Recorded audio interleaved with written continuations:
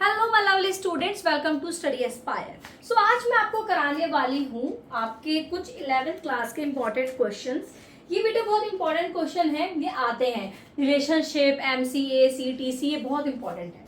So our first question is explain the relationship between marginal cost and average cost using diagram. Diagram बनाकर आप समझाओ कि MC का क्या रिलेशन है with average cost. Relationship between marginal cost and average cost is stated below. First relationship क्या है? When AC falls, MC is lower than AC. So ये आपका डायग्राम है AC और MC का। ये बोल रहा है जब AC हमारा क्या हो रहा है, जब फॉल हो रहा है, नीचे आ रहा है, तो MC हमेशा उसके नीचे होता है। यही बोल रहा है ना, when AC falls, MC is lower than AC. When AC rise, MC is greater than AC. और जब AC बढ़ना चालू करता है, भाई यहाँ तक तो घट रहा था, यहाँ से बढ़ना स्टार्ट कर रहा है, तो MC क्या है, आपका AC से ऊपर है, ठीक है।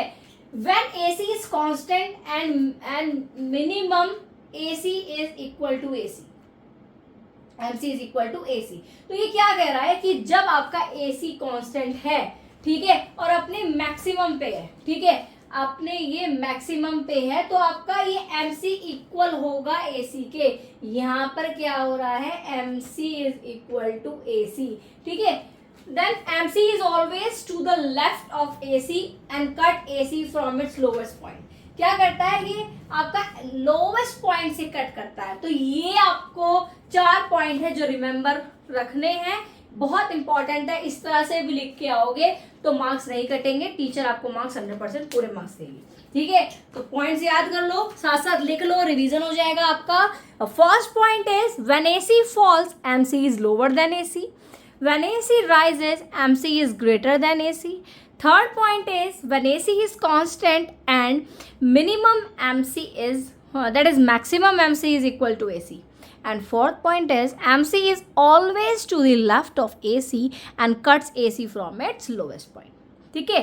So what is the second question? Second question बोल रहा है आप limitations बताओ statistic की। Enumerate the limitations of statistics. आपको statistics के advantages, disadvantages, limitations पता होने चाहिए। इस तरह का क्वेश्चन आपसे पूछा जाता है। तो first point is study of numerical fact only. Statistics is numerical statement of fact. ये सिर्फ न्यूमेरिकल फैक्ट्स ही बताता है, ये इसके लिमिटेशन है, ये यहाँ तक सीमित है। न्यूमेरिकल फैक्ट को ही प्रेफर करता है, न्यूमेरिकल फैक्ट को ही बताता है। Statistic is not appropriate for the study of qualitative aspect, ठीक है। अब स्टैटिस्टिक इसके लिए नहीं बना बेटा, क्वालिटेटिव के लिए नहीं बना। क्वालिटेटिव एस्पेक्ट कौन से होते हैं, आपकी honesty, friendship, wisdom etcetera. It can be used for measuring quantitative data.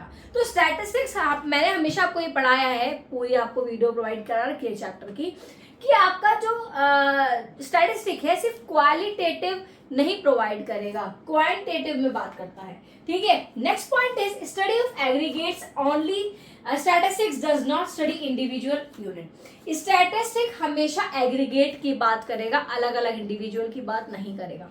जैसे मैं बोलूं कि आपके पूरे स्कूल की बात करेगा, खाली एक सिंगल बच्चे की बात नहीं करेगा, ठीक है। तो स्टैटिस्टिक बात करता है पूरे, फॉर एग्जांपल आपके पूरे स्कूल का डेटा, ठीक है, कितने बॉयज हैं, कितने गर्ल्स हैं, ठीक है।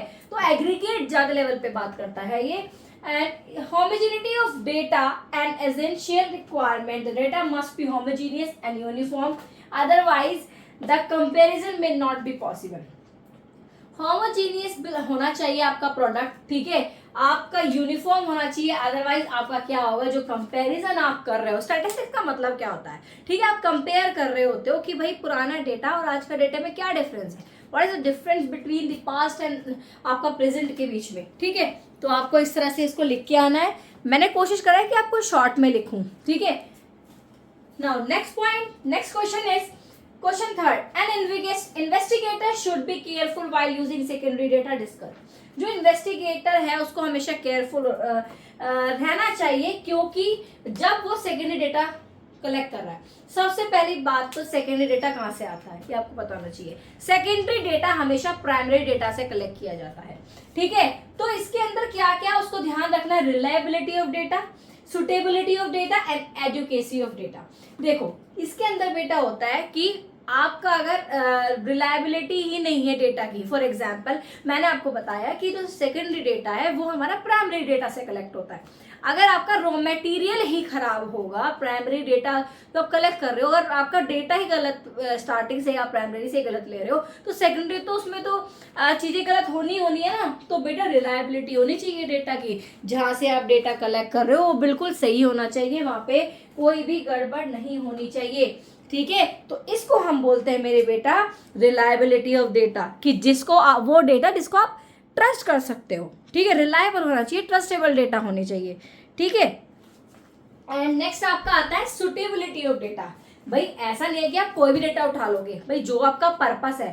देखो स्टैटिस्टिक्स काम वहां करता है जहां आपका कोई मकसद होता है कि आपको ये चीज इंफॉर्मेशन लेनी है। तो अगर आप डेटा ले रहे हो, क्या आपके लिए वो सुटेबल है जो आप जिस चीज के लिए डेटा यूज कर रहे हो। देन एजुकेसी भी होनी चाहिए डेटा के अंदर। तो ये 3 पॉइंट है, आप इनको डिटेल में लिख सकते हो। ठीक है, बहुत आसान है, बाकी डिटेल में ऑलरेडी मैं आपको अलग वीडियो में करा चुकी हूँ। तो इंपॉर्टेंट क्वेश्चन बता रही हूँ जो आपसे 5 मार्क में, 4 मार्क्स में, अच्छे मार्क्स में पूछा जाता है। Next is a producer in equilibrium under the following situation. तो इस तरह से क्वेश्चन भी आ सकता है, इस तरह से आपको केस देकर समझाया जा सकता है। फर्स्ट बोल रहा है जी, पहले तो ये बोल रहा है कि प्रोड्यूसर क्या इक्विलिब्रियम रह सकता है इन दोनों सिचुएशन में। When marginal revenue is greater then marginal cost, जो आपका मार्जिनल रेवेन्यू है वो ज्यादा है मार्जिनल कॉस्ट। भाई कॉस्ट कम लग रही है आपकी, रेवेन्यू आप ज्यादा कमा रहे हो, तो उस वक्त तो इक्विलिब्रियम नहीं होता है। इक्विलिब्रियम कब होता है कि भाई आप 10 लगा रहे हो, 10 ही मिल रहा है। ठीक है, तो मार्जिनल रेवेन्यू, अब भाई ये क्या कर रहा है, 10 लगा रहा है, 15 मिल रहा है, तो वो क्यों बंद करेगा। तो इससे तो उसको और मोटिवेशन मिलेगा कि मेरे को और कमाना चाहिए, मेरे को और प्रॉफिट जनरेट करना चाहिए, तो वो बंद नहीं करेगा। तो सिचुएशन में आप क्या लिखोगे, no, if MR is greater than MC then it means that a producer is able to earn abnormal profit, this will motivate him to increase his production। इससे क्या होगा भाई, वो abnormal profit कमा सकता है, उसका प्रोडक्शन इंक्रीज होगा, उसका प्रॉफिट इंक्रीज होगा, तो वो क्यों ना कमाए। Next is when marginal revenue is equal to marginal cost, जब MR इक्वल होगा MC के, यस यहाँ पे जैसे मैंने आपको बताई, MR इक्वल होगा MC के, 10 कमाए 10 लगाए 10 कमाए। ठीक है, तो आप क्या लिखोगे यहाँ पे, yes a producer will be in equilibrium where MR is equal to MC and MC should be rising at this point, he will get maximum point here. ठीक है, तो यहाँ पर क्या होगा, यहाँ पर प्रॉफिट इसको यहाँ पर मिलेगा मैक्सिमम। ठीक है, अगर उसने एक और यूनिट प्रोड्यूस करने की कोशिश करी तो वो नेगेटिव में चला जाएगा। ठीक है, ये मैंने आपको बताया था ना। तो ये थे हमारे कुछ इंपॉर्टेंट क्वेश्चन, इनको नोट डाउन करो। मैं डेली आपको इस तरह से क्वेश्चन कराती रहूंगी, आपको प्रॉब्लम ना आए। ठीक है, तो इसका स्क्रीनशॉट ले लो मेरे बेटा, डायग्राम के साथ आपको आंसर कॉपी में प्रेजेंट करना है। आई होप आपको ये क्लियरली समझ में आ गया होगा। Thank you so much for watching, all the very best, मेहनत करते रहो, सक्सेस आपको मिलेगी।